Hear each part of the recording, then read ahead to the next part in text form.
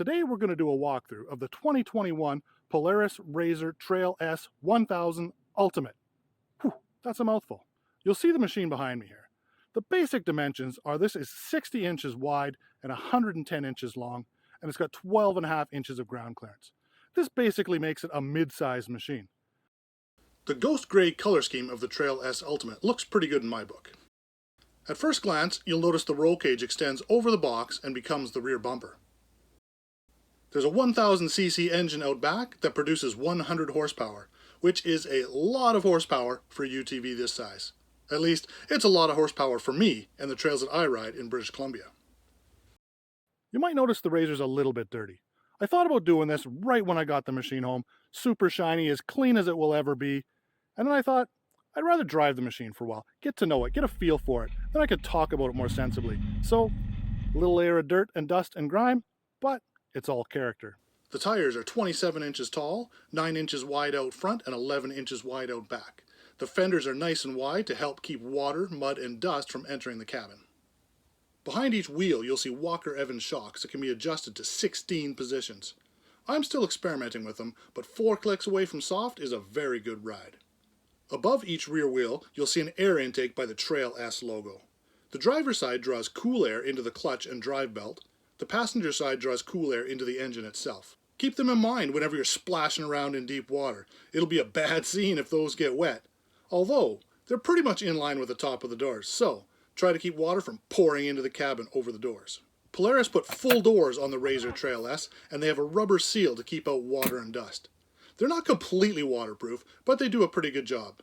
The doors open from the front with a latch inside the top corner, and you'll want to make sure they don't pop open while driving. I suspect they'll snap like a twig. Once you sit down, you'll notice the doors curve outward for extra leg and elbow room, which is always good in a side-by-side. Combined with a roof that curves upward, the interior feels large and roomy with plenty of headroom. The seats are quite comfortable, even after a few hours on the trail, and they have a 3-point safety harness on them, which is your basic seatbelt.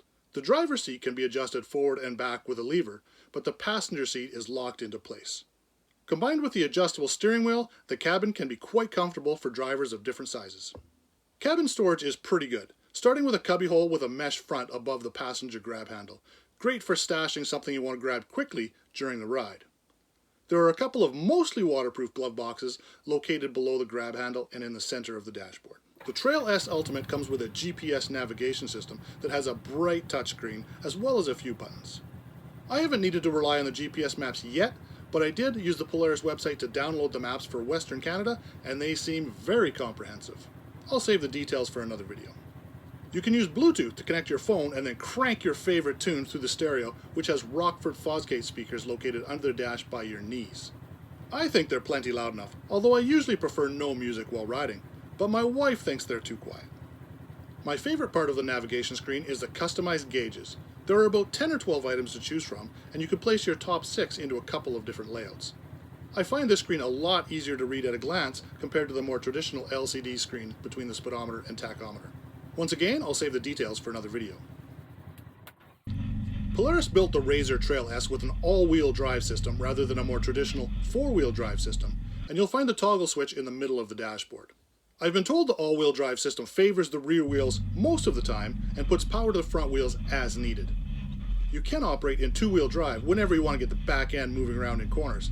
However, it's important to note you're not really saving wear and tear mechanically. The drivetrain to the front wheels will still be in motion, and the computer is simply not putting power to the front wheels. So far, I found the all-wheel drive system handles everything I've thrown at it. Now, I haven't done any true rock crawling, but I have done a few steep climbs fairly slow and methodically without any problems. The Trail S also has a very good hill descent system that controls speed without relying purely on the brakes. You don't have to click a switch or anything like that, simply start a hill descent and it will take over. If you're going a bit too slow, just speed up and let the system take over at that new speed. I've been quite impressed by it. The LED headlights can be adjusted with a 3-level toggle switch on the dash. The bottom setting is the driving lights, which are the fang-shaped lights around the grille and the eyebrow-shaped lights around the headlights. The middle setting activates the headlights when you want a little more visibility on the trail. The top setting activates the high beams whenever you're a bit late getting off the trail. I think the LED lights are quite bright, although I haven't tested them on a proper night ride yet. Plus, their funky look adds a little something to the character of the side-by-side. Also out front, you'll find the radiator for keeping the engine cool.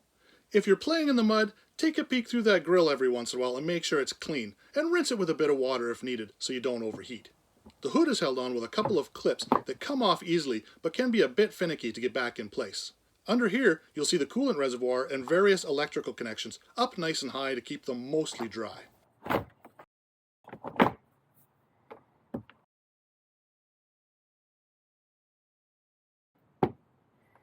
Let's take a look at the accessories I decided to add to my RZR.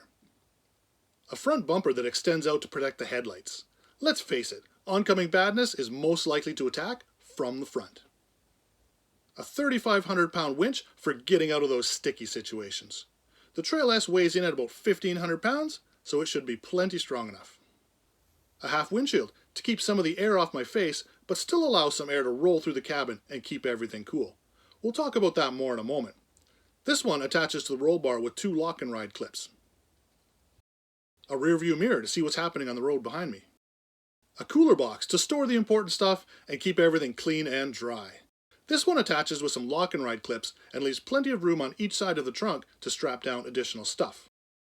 I think the most important accessory is this fire extinguisher. It's the first thing I put on when I brought the machine home. You're out in the forest, you don't want to accidentally start a fire and have no way to put it out. To me, it's a no-brainer. Let's talk about the accessories I might upgrade in the future. Some of them I might never need, but only spending time on the trails will tell. Others I'd love to have right now, but hey, I can't buy everything on day one. A full windshield will be a must for colder weather here in British Columbia. I've already been riding on a rainy day and it was uncomfortable to say the least. The little halfer is just not going to cut it. Along with that, a rear window to keep out the dust that swirls around into the cabin once the airflow is blocked. Will I get side windows as well? It's hard to say, but probably not. If I start doing a lot of cold weather riding and I really want to enclose the cabin for comfort, then I'll look into them. Rear view side mirrors that attach to the roll bar would help with some visibility. But unless I start filling up the trunk and blocking the view, the mirror in the cabin should do the trick. A light bar is a must for any amount of night riding or multi-day riding. I likely won't do much of either of those, but considering the price point, it's probably a good idea to get one just in case troubles keep me on the trail past dark. A little more rear bumper protection would be better, but considering how little I'll be driving backwards or hill climbing, the roll cage should be good. A 4-point harness is important if I start doing any serious hill climbing or rock crawling. All in all, I love this RZR Trail S. I've got about 300 kilometers on it so far. Pretty much all trail riding here in British Columbia. Some fire roads as I'm getting onto the trails and things like that. This seems like the perfect size machine for me. 60 inches wide, it's still going to fit on pretty much all the trails. It's nice and nimble, but it's still big enough for me and the family. Lots of room, we're not squished in. Lots of power, 100 horsepower, 1000 cc. This thing's got power to spare.